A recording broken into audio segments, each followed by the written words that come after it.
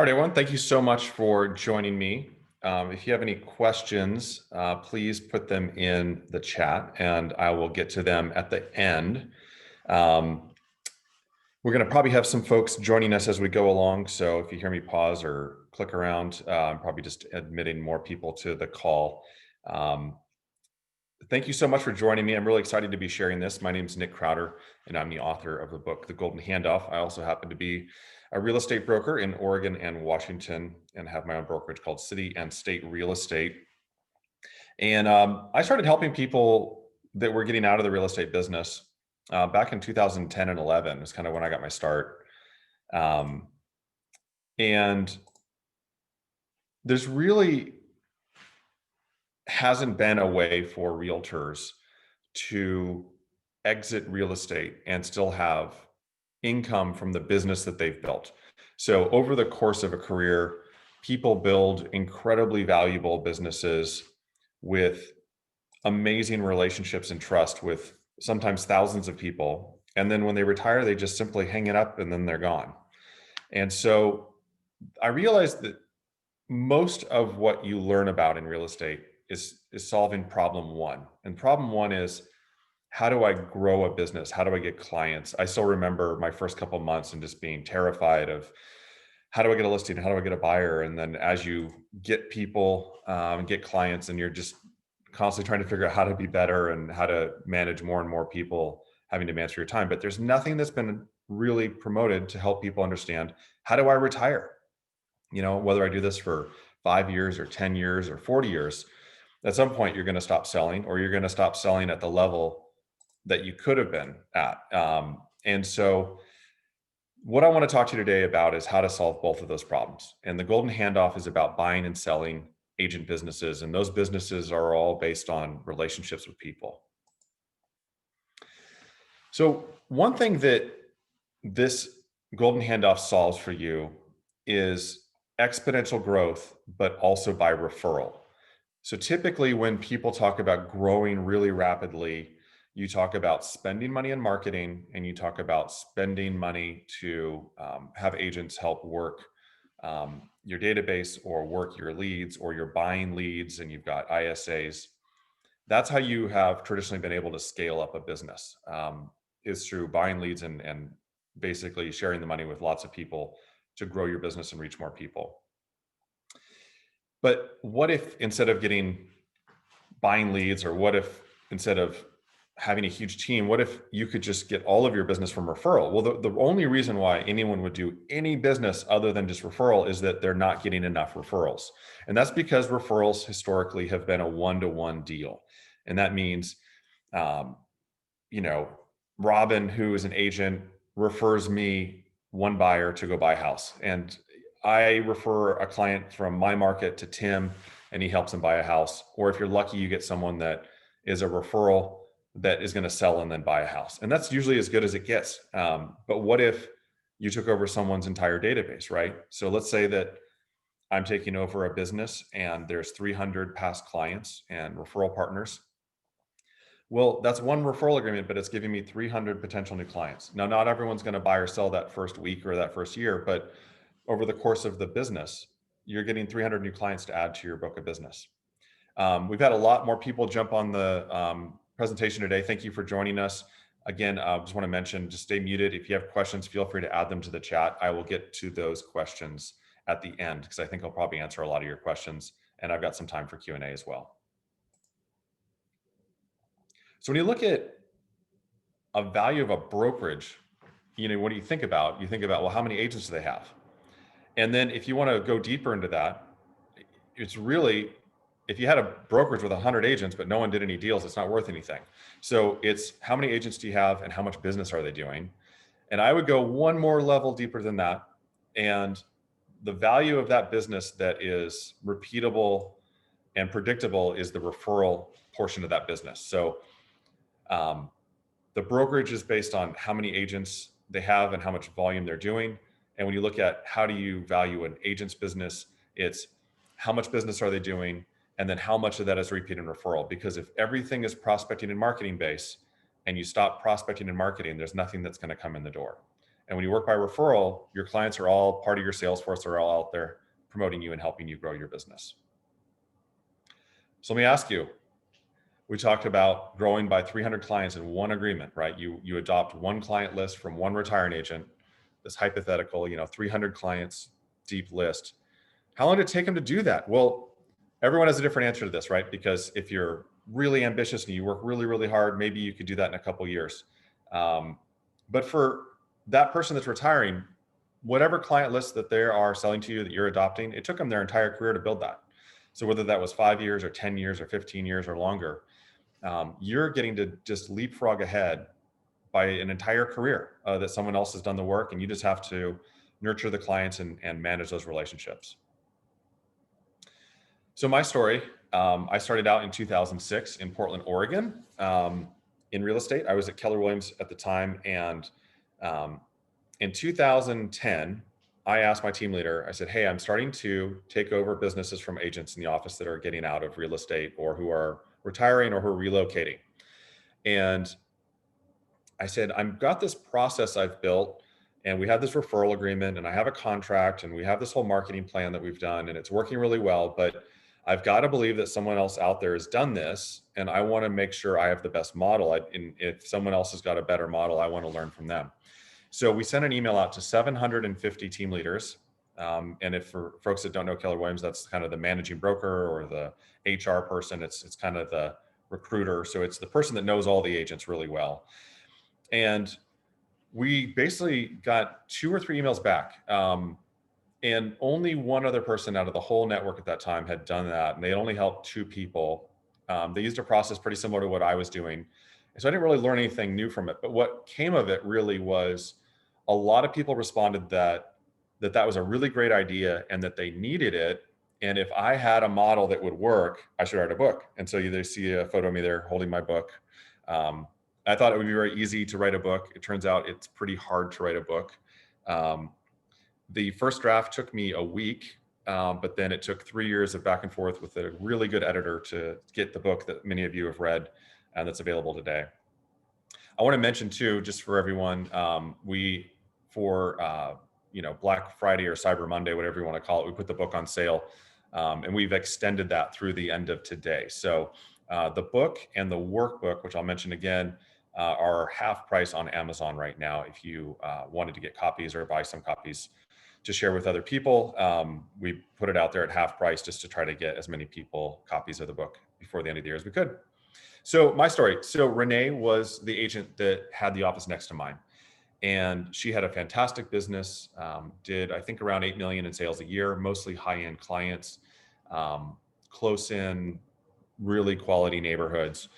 And she decided to get out of real estate, not because she wasn't successful, but because she was working really long hours. And she had 1 child, and then all of a sudden she was the mother of 2. And with 2 children, she realized she couldn't be the mom she wanted to be and also work the hours it would take to keep running her business. So I approached her about helping her clients.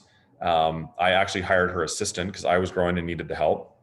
She had a fantastic assistant. And so I hired her assistant, and she decided to pick a different agent who was struggling. And one thing, if you've heard me present this before, I like to say is, if someone is doing bad business and you give them more clients, they don't suddenly get good at business. They just do bad business with more people.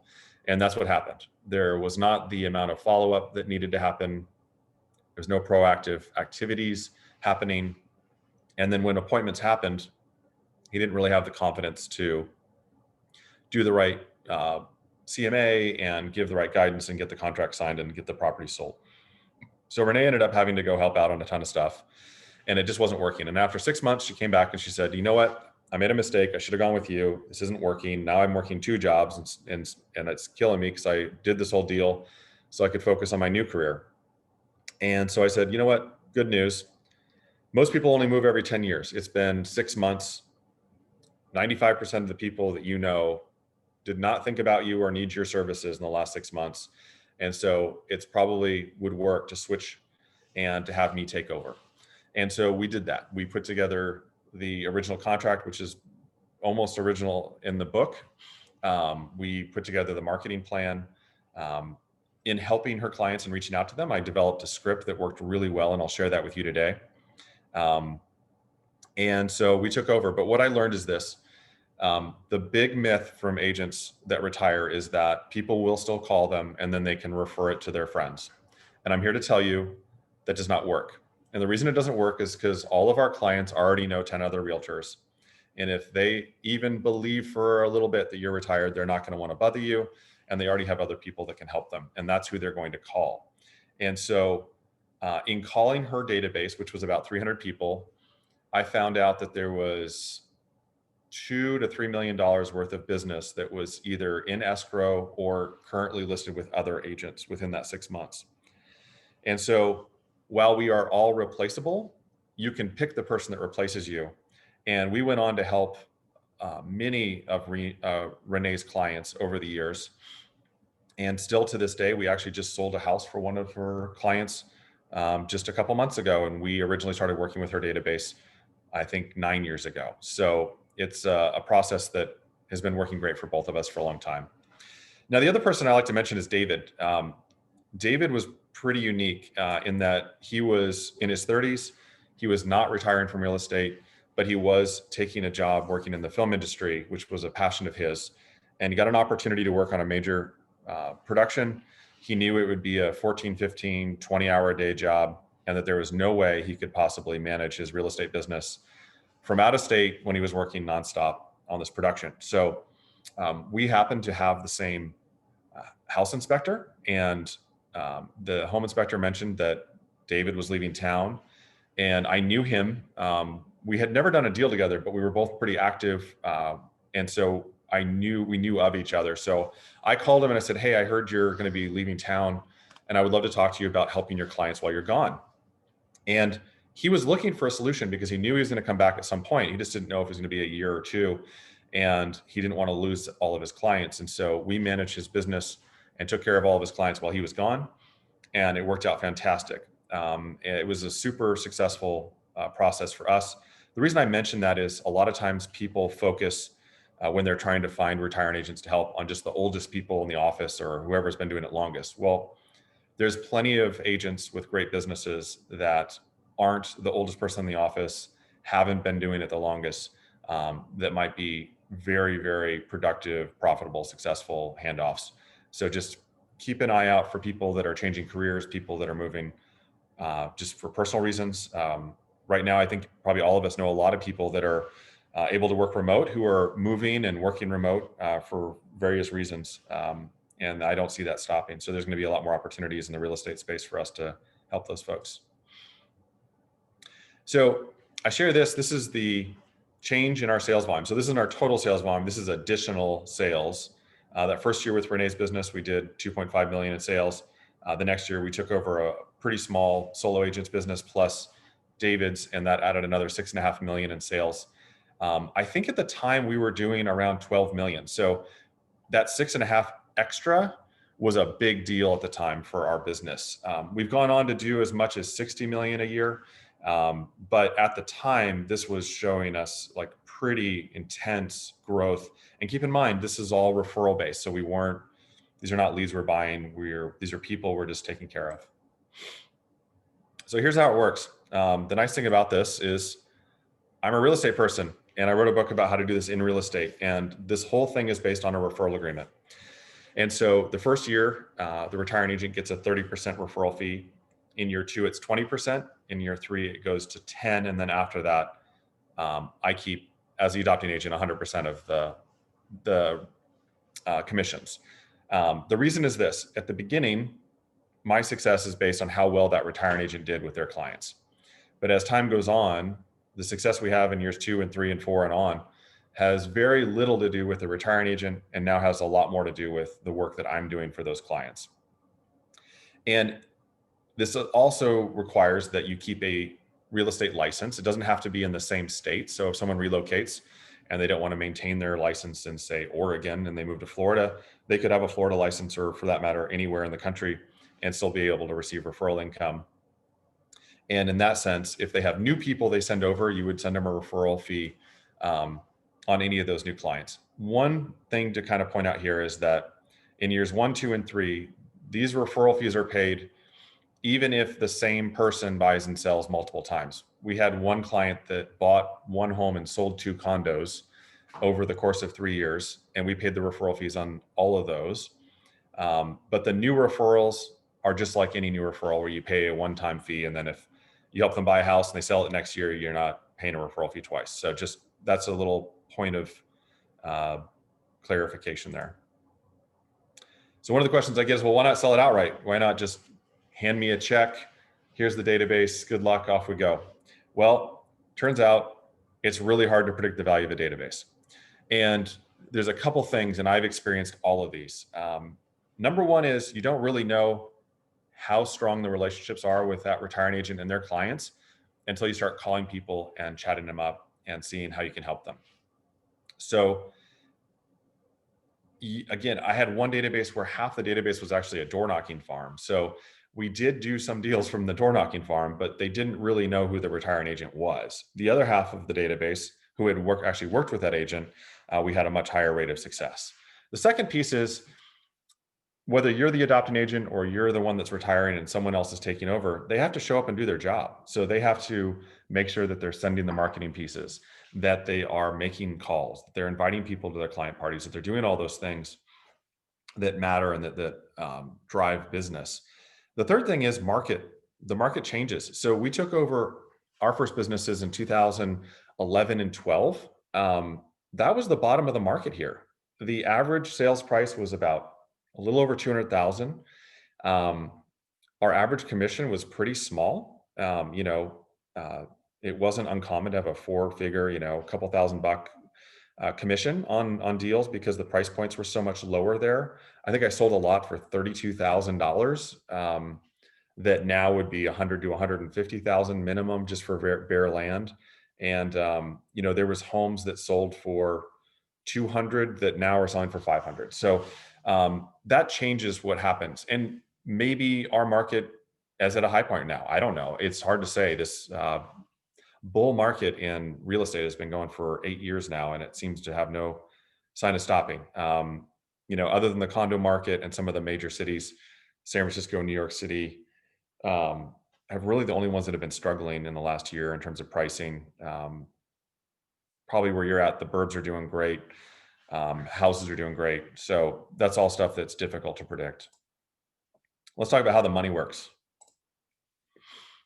So the book and most of what we're talking about is all based on what I call direct income. And so that's the money you're splitting up. So that's the money that someone in the database that you've adopted calls you up. They want to sell their house and go buy a different house. So you go do the listing, sell the house, you help them buy a house, you get paid twice, you send 2 referral fees to your retiring agent, everyone's very happy. But what happens when you do a listing? So that person calls you, they list their house with you, that's great, but that also offers you a lot of opportunities to do a lot more. You can do sign calls, postcards, doing marketing around the listing, doing open houses. The sellers, if you do a good job, they know other people. They have neighbors that didn't know that other agent that they're going to refer directly to you. So all that is that indirect secondary income. So that's the person you meet at the open house. That's the neighbor that you door knock and they ask you to give a valuation, and that turns into business. All of that money you keep because that's all based on the work you're doing, right? Those people are not in the database. Those are new people that you're meeting, but you're only meeting because you have business from the database it's giving you that opportunity. And then you've got adopted client referrals. So this is all of the people in the database. You start helping them, you do a good job, they refer you. You keep 100% of that because that's, again, based on the work you're doing. Unless someone referred you someone that was already in the database, in which case you would pay the referral fee. And then you've got all the future referrals from that retiring agent. One thing it's important to think of is that retiring agent represents the best client you have now. Because if they just referred you 300 people, I guarantee you there's no one else in your database, unless you're working with a production home builder that's going to give you that much business or introduce you to that many people. And so treat them like that. Treat them like the best client you have because that's what they are. So there's a couple ways to do this. I'm going to show you kind of a simple way to look at how many deals you can expect. And this is important for both people because you want to have fair expectations both ways. On goldenhandoff.com, which is the website for the book, there's also a calculator that will show you um, how to calculate the dollar value of a business over time for both the retiring agent and the adopting agent. Now, this formula here is basically how we built the calculator. There's some other math that happens in it when you use it on goldenhandoff.com, but let's just say that you're looking at a business that has 200 clients. And over the last couple of years, 75% of the closed business for that agent who's retiring was from repeat and referral clients. That means that from that database of 100 or 200 people, you can expect about 150 of those to want to work with you again or refer you. And out of those 150 deals, again, not everyone's going to move in year one, right? You're going to get a flurry of activity early, but depending on the market, depending on a lot of other things, you will probably get most of that business over the course of about 10 years. And the reason is that that's about the average time that people live in a home between moves. I would argue that when the market is very good and interest rates are very low, people move more frequently. When things slow down or interest rates go up, it tends to freeze people in place because it's cheaper to stay where they're at than it is to move. So in this scenario, you've got 200 people in the database, 75% repeat and referral. That means you're hoping you're going to get about 150 deals over the next 10 years. That's 15 per year. All right, so now you're very excited about finding retiring agents. I'm going to show you some methods to do that. There's also an entire chapter in the book. I also mentioned that there is a workbook. We just published this, I want to say 2 weeks ago.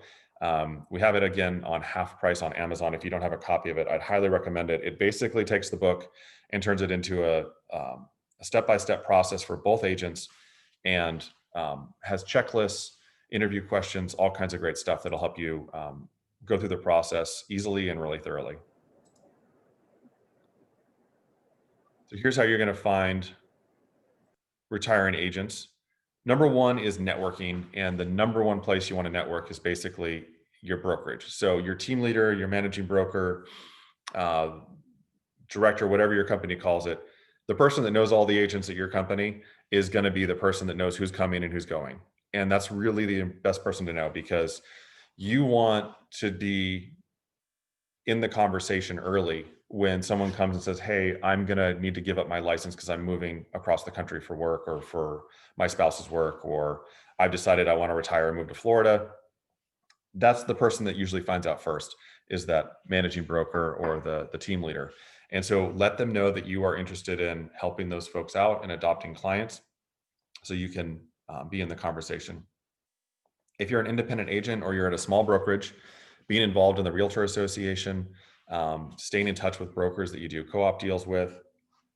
And then if you want to build beyond that, kind of the next level is marketing.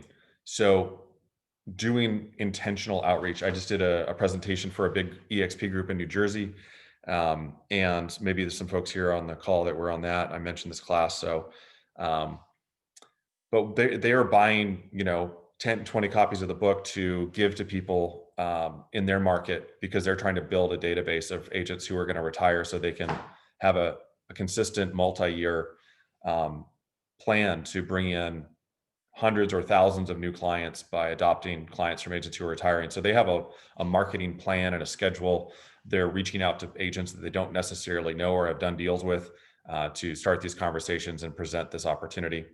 And then just staying in consistent communication. That's the thing that's really important. Just like I would say, treat retiring agents just like you would treat a home seller. Sometimes you do evaluation for someone and they're ready to sign the contract that day and get started and get the house on the market. And sometimes you might spend years and years staying in touch with them because they want to know what their home's worth, but then they realize, well, we don't want to sell until the kids are done with high school, or we don't want to move until we retire, or we want to wait until X number of years before we retire, before we make a big move. So there's different reasons, but just stay in touch. Same thing with retiring agents. Some people, when you talk to them, are going to be ready to go, or they're already on their way out. Some people might be planning to work for another 5 or 6 years, try to retire when their spouse retires. There's a lot of different reasons. If you want to get really deep in the weeds, you can look at production analysis.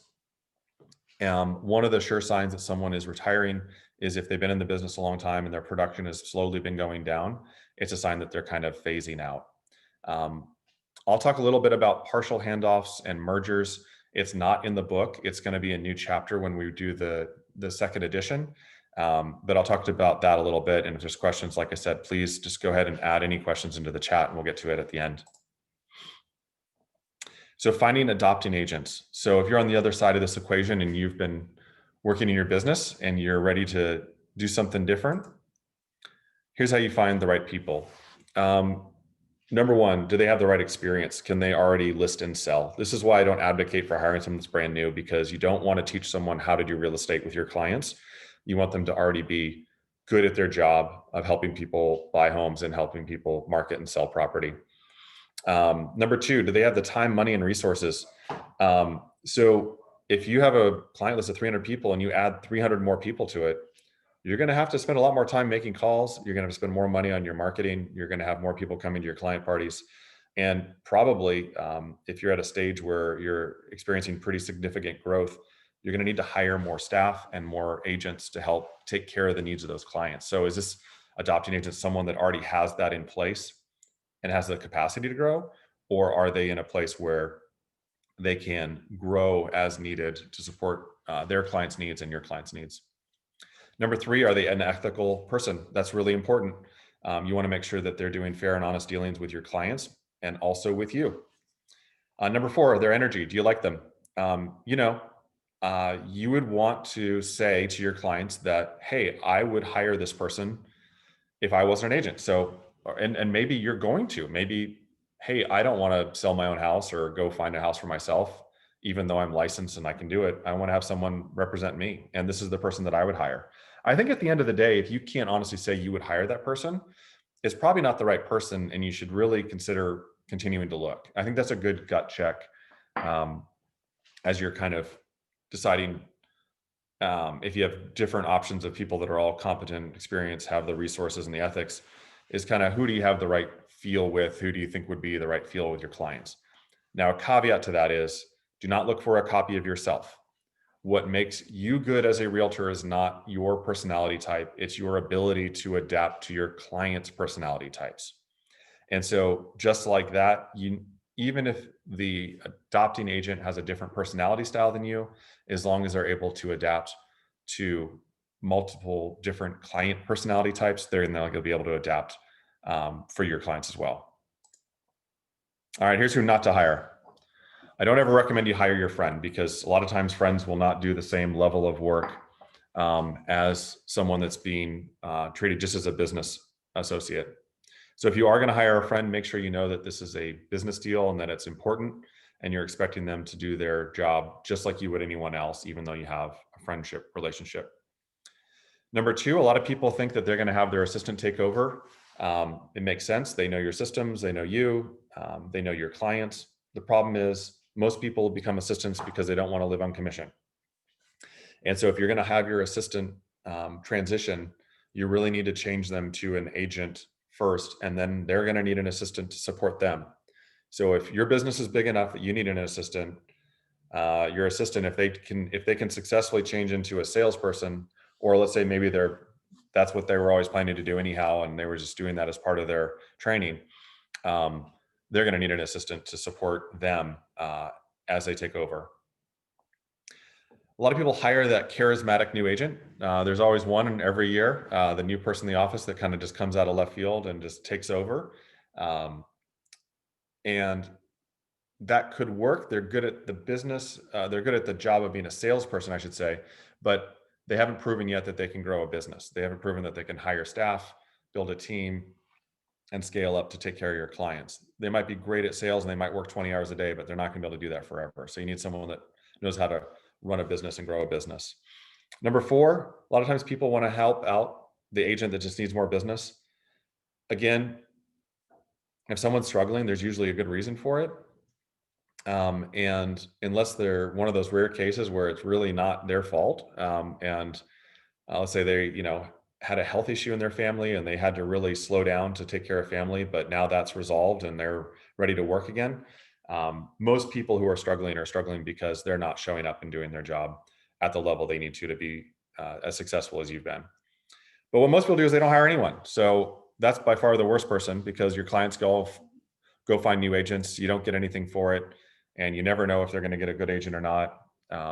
Your clients want to have someone they can rely on and trust. A good realtor is just like having a good CPA or attorney or dentist.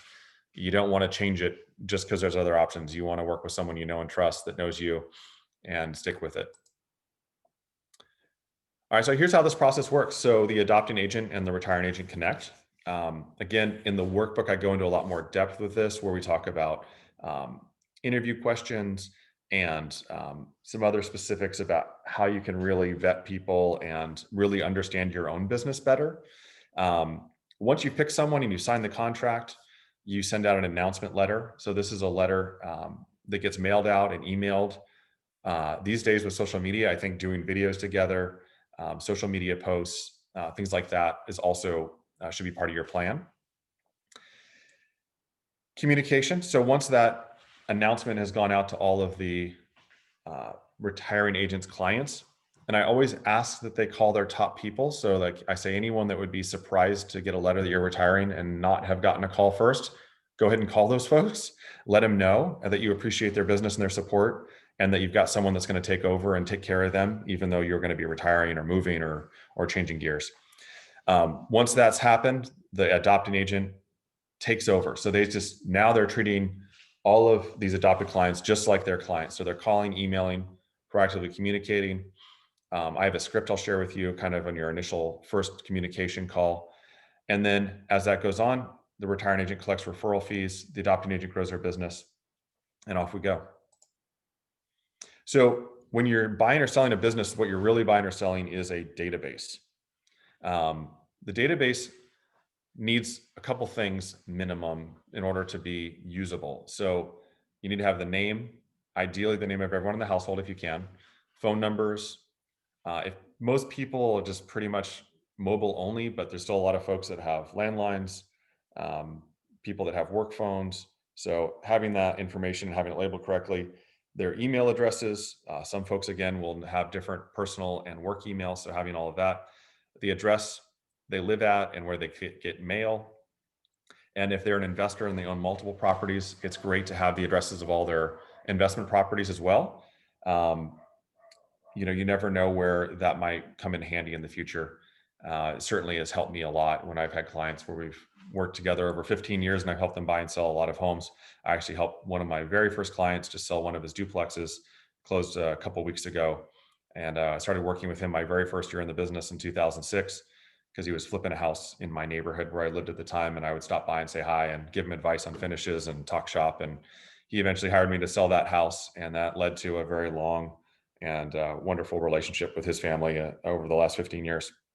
The other thing is notes. So just like I mentioned, that client, Lloyd, who I helped to sell a duplex, great guy, worked with him for a long time. It'd be good to have notes. So, hey, they bought a house in 2012. They might buy again. They might also be looking to do investing.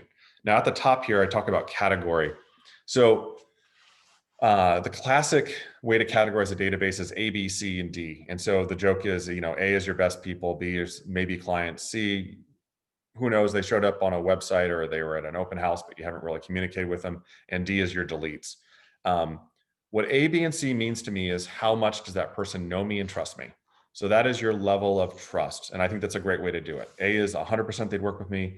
B is I think that probably they would. C is I really don't know, but they're real. They own a home. We had a conversation. Let's send them the newsletter. Let's call them once in a while. Now, the other thing is tagging. And we do a lot of this in our database for my team. And our database now has over 21,000 people in it. So probably a lot of you are in my database as agents who have been interested in the Golden Handoff, that you've, used our website or emailed me or bought the book and gotten the free resources by signing up. And so we like to know who people are. So, when I send out an invite to a class on the Golden Handoff, I don't send it to my clients. I send it to the agents I know in the database in our list for the book. But in your database, you have investors, you've got buyers, sellers, friends, relatives, past clients.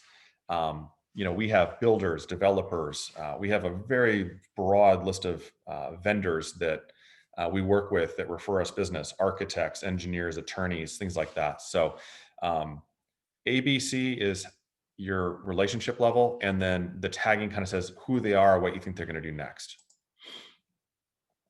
All right, I'm going to go over the contract, the letter, and the script.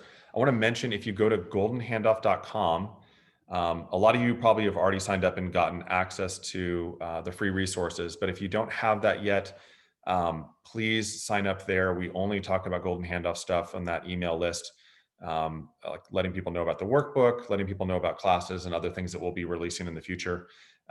So please sign up for that. You'll get an email with a link so you can download the contract in a Word doc, letter in Word doc, and the scripts in Word doc, and some marketing pieces in Publisher so you can update them, put your name and photo on it, and just use it right out of the gate. You can change it however you want. So we try to make it easy for you. So the contract, a couple things I want to point out. This is basically a referral agreement that I modified. I would always recommend someone has an attorney look at it, and any special considerations, you get in there, and that you also get their blessing that there isn't anything else you want to add or take out of this. So what's important though on this is that, when we describe year one of the referral agreement of the Golden Handoff, you don't want to just say year one. You want to say the actual dates too, because we all know this. You're going to have a deal that's supposed to close July 30th, and it's going to get delayed to August 3rd, right? Well, that puts it into a different year in this calendar here for this agreement. So having the specific dates is really important. In here, I talk about kind of what the parties are agreeing to do. The retiring agent has to maintain a real estate license to get referral fees. So that's something that's important. I also like to know if they're having conversations with people, if they had a meeting with a client just because they're also friends, or someone called them to let me know about it so I can follow up on it. I'm agreeing to make sure that I continue marketing, calling, trying to set appointments, and trying to take care of as much of their clients' needs as possible. One of the things I talk about in the workbook, and I also talk about in the book, is a database interview where you go over the database together and make sure that people are organized and categorized correctly. The retiring agent will absolutely think of all kinds of things that are not in the database that they forgot to tell you when they see the names on the paper. I like to go meet at a coffee shop and go over it, or if you've got a really big one, maybe grab a bottle of wine or do dinner and spend some time together to go over who are these people and what are they maybe doing next. There's going to be a lot of folks that people remember, oh, I talked to them a couple months ago. They were talking about selling, but they waited, but you should call them again. We just got an email from one of our retiring agents of some relationships they still have here because they stayed local, of people that might be making moves. The other thing I mentioned in the workbook that I think you should do is look at your marketing plan of where does your business come from and what do you do to market, both the retiring agent and the adopting agent. And I think it's good to include that in your contract so that it's really clear with no uncertain terms what the adopting agent is agreeing to do with and for those adopted clients. So they're going to send the newsletter, they're going to do the emails, they're going to make a certain number of calls, they're going to do events or client parties. Whatever you're doing that's working, that's getting you business, you want to make sure you continue to do that and do that for all of those adopted clients as well. So the announcement letter basically says, hey, I'm going to be partnering with a top team or this agent, and I'm going to be transitioning out of the day-to-day real estate world. And again, if you're retiring and moving to Florida, or you're going to go sail around the world, just say that. Your clients are actually excited about the adventures you go on too, and it humanizes you. It makes it less about just a business thing and more of a human thing. And I don't think there's any reason not to do that. You also want to say, hey, and here's who I wanted to make sure you had someone to take care of you. So I'm going to be referring you to Nick, and he's been doing this since 2006. Here's his ranking. Here's some other stuff he's done. And I really trust him and know he's going to do a great job. Some people like to stay in touch with their clients. And so you might say, hey, you can always call me. If you're going to really get out of the grind, you don't need to say that. So you might say, hey, starting on this date, I won't be available to help you in Oregon because I'm going to be in Florida. And so you'll need to talk to Nick and he'll be staying in touch. So that's the basics on the letter. the script. This is something that I developed over time, and I'm a big fan of simplicity. And so this script is intended to be really simple, but there's actually a lot to it, and I want to explain it. So the script is this: Hi, this is Nick Krautter with City and State Real Estate. I promised your realtor, John, that I'd call and check in and see if you had any real estate questions or needs that I can help with. So that's it. It's very simple, right? You don't have to like vomit on someone. You're not talking forever. You're not asking a million questions. You're not trying to get them to list or buy that second. This is Nick. I'm calling because I promised your realtor I'd call you. So here's what's happening. So the people you are calling, these adopted clients, have already gotten hopefully a call from the retiring agent. They've gotten an email. They've gotten a letter. They've probably seen some stuff on social media. And now you're going through the list and you're just calling and introducing yourself. And that's really what you're doing. You're just calling and checking in. But here's why that's important. In all of the contacts the retiring agent makes, they're saying, Nick is going to take over for me. They're going to send you their newsletter. They're going to call you and they're going to help you out. And so when you do this, a couple things happen in the minds of all the clients. So John has said, Nick's going to call, Nick's going to call, Nick's going to call. And now here I am. I'm calling. So I'm keeping my promise. And it's really hard to be upset if someone is keeping a promise to someone you like. I assume they like their realtor. And so they're very happy that I'm keeping a promise I made to their friend who's their realtor. And so you're establishing character here because you're following through on what you said you do. The next step is to have some bits of information about the real estate market because that will establish your competence. So character is doing what you say you're going to do. Competence is you know your job. So people will still mostly hire people they like, but people still would rather hire someone they like that actually is really good at their job. So if someone has a need, like they say, oh, I'm glad you called. We want to sell our house and we've been painting it and getting it ready and we'd be ready for you to come by next week. You just set an appointment, you go be a realtor. That's the easy stuff. But 9 out of 10 people, again, they're not going to need you right now. So when you have someone that says, thanks for calling, but we're really good. We don't need anything. We love our house. John did a great job. We're never going to have to move again. It's like, that's great. I'm so happy to hear you're happy with your house. Did you know the market went up 10% last year and there's only 2,000 homes for sale in our market? So that's it. You don't need to have like ultra detailed stats. You don't want to talk lingo, just the basics: average price, number of homes in the market, change in prices. Those are the types of things you want to have top of mind so that when someone says, how's the market doing? You can say, well, actually, prices are up 10%. Our inventory is gone from 3 months to 1 month. So it's a great time to be a seller. And with interest rates now being at 2.7%, it's a great time to be a buyer because homes are more affordable now than they were 3 years ago, even though prices are up. So that's the real thing that's going on right now. And that's the kind of stuff you want to be able to do that. So calling establishes character, having some information establishes competency, and then you want to say what you're going to do next. So what happens next is you'll get my newsletter. We do a mailer every quarter. We have a wonderful client party. We'd love for you to come and to meet you. And we're going to be sending you an invite to that. So stay tuned and, please let me know who you know that might be buying or selling that I can be of service to. So always end with asking for a referral. I believe that that's always something you want to do as you're building rapport and you're working with people. All right, so here is some great stuff for you guys to look at. So goldenhandoff.com is the website for the book. You can also get the book and the workbook on Amazon. And like I said, it's on sale for half price today. So the book is $8 and the workbook is $20. Those prices will go back up to their normal price of $15 and $40 starting tomorrow. And here's all my information if you want to reach out to me. We're out here in Portland, Oregon. We also help folks up in Washington. A couple of things I wanted to share with you. We have a couple of links here for different resources. I'm realizing, I think these links should still work. This is one of our websites, but we've migrated a lot of stuff to our cityandstatere.com website. So if for some reason this doesn't work, just put in cityandstatere.com/team. That's a white paper about teams. And then also the report is a market report and an investing guide, which is really helpful for our investor clients. So I promised you guys that I would, let me do this actually. I'm going to stop the screen. Well, actually, I'm going to close this because I want to show you the calculator real quick. on Golden Handoff because I think that it's really, really useful. So if you go to goldenhandoff.com,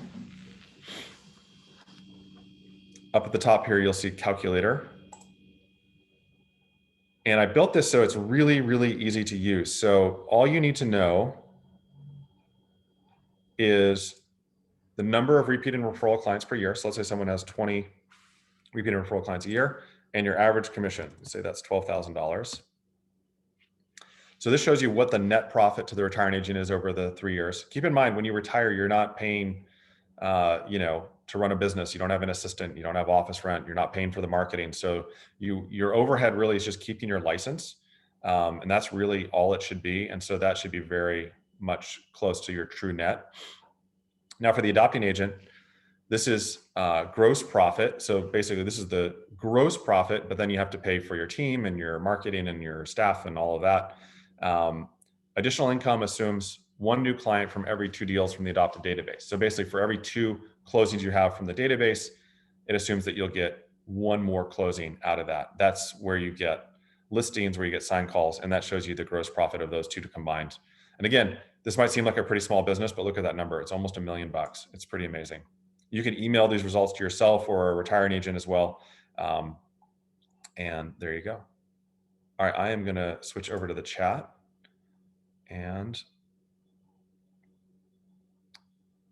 let's go here. All right. Okay, Robin has a question. Is it okay for the retiring agent to pay half the marketing costs? So I promised, I'm glad you asked that question, Robin, because I promised earlier I would talk about partial handoffs and mergers. So a lot of times when an agent has been in the business, say for more than 10 years, they have a business that doesn't have downtime. So they don't ever really have a period where it's like, hey, I've got a couple listings and once that's done, I have nothing going on. You're probably always talking to clients, meeting with people, getting calls. And so it's appropriate. And for some people, it's really important to have a transition time. So we're talking to a great agent right now in our market about a merger where basically they would join my team. They would still work with all their own clients. They would refer over anything that they didn't feel like working on or they didn't have the time to work on. And obviously we would cover while they were on vacations for anything they needed. And their plan is to transition over the next 1.5 to 2 years, and also help build up the database, build up those relationships. So while we're in that transition period, they're going to pay for their own assistant. They're going to pay for their own marketing stuff that is outside of what we normally do. But then once they're retired, in this case, their assistant's going to be moving on, and that's a planned thing. If we needed them for our team and they were a great person, we'd probably hire them and take over that expense. And then all of the ongoing marketing would be on the adopting agent to pay for. One thing too is it's really good to help the retiring agent make this easy, to help facilitate as much as possible. So that's why I share the letters and all those things, so that when I work with a retiring agent, a lot of times I just give them a copy of the letter and say, hey, let me know if you want to change anything. And if not, we can just use this. And they can literally copy and paste that and email it to their database. And then we can facilitate sending it. Something that's important in that is that you want it to come from the retiring agent on their letterhead from their return address. So the clients know it's coming from their agent, not some random person, because they don't know you yet. They'll get to know you, but again, if it shows up from you, it just looks like a marketing piece. If it shows up from their agent, they're much more likely to open it. The other thing too about sharing costs is if, for example, let's say someone has been advertising in the back page of a local neighborhood newspaper for 20 years, you wouldn't want to necessarily just stop that. You would want to transition that and put both of your faces on it over time.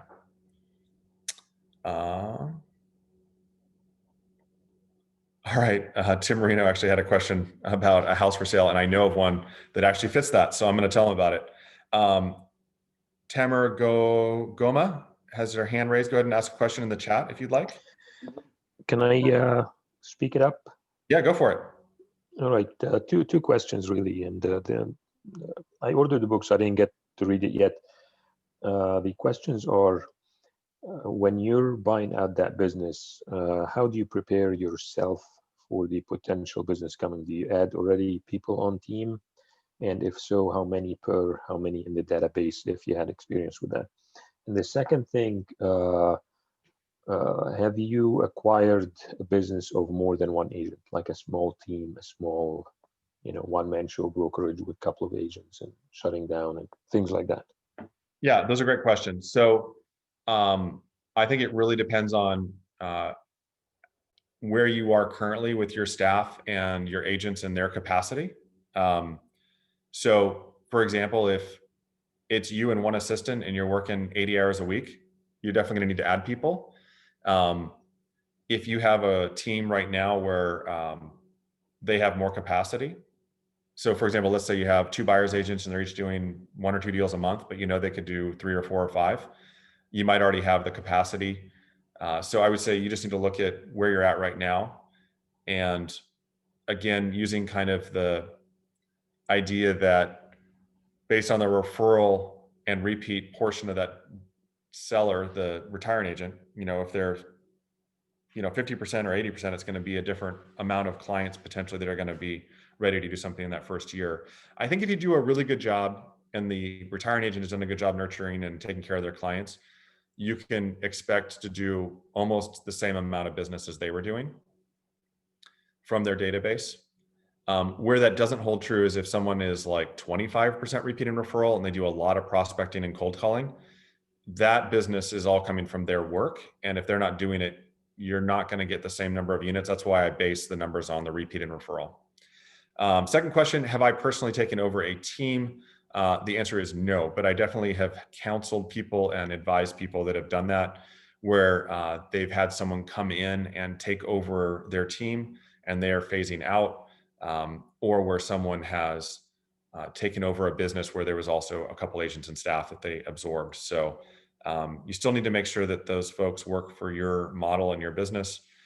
Just because they were, the right buyer's agent for the retiring agent, if you have different expectations or a different style, it might not be the right fit for you. Got it. Thank you. Yeah. Anyone else, feel free to unmute and ask a question or go ahead and put it in the chat. And any other questions out there?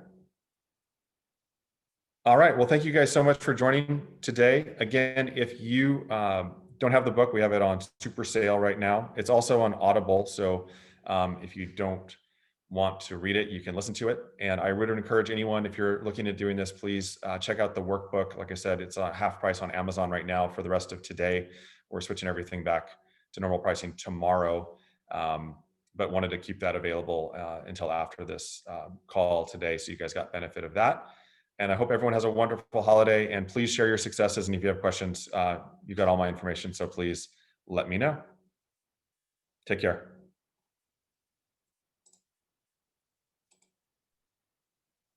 Thanks, Nick. Bye, Robin. Hey, it's going really great with Cricket Dorsey. Oh, good. Good. Yeah. And yeah, I'm still involved. I've been over 2.5 years now. And so yeah, she's taken all the paperwork, all the negotiating everything to the end. I'm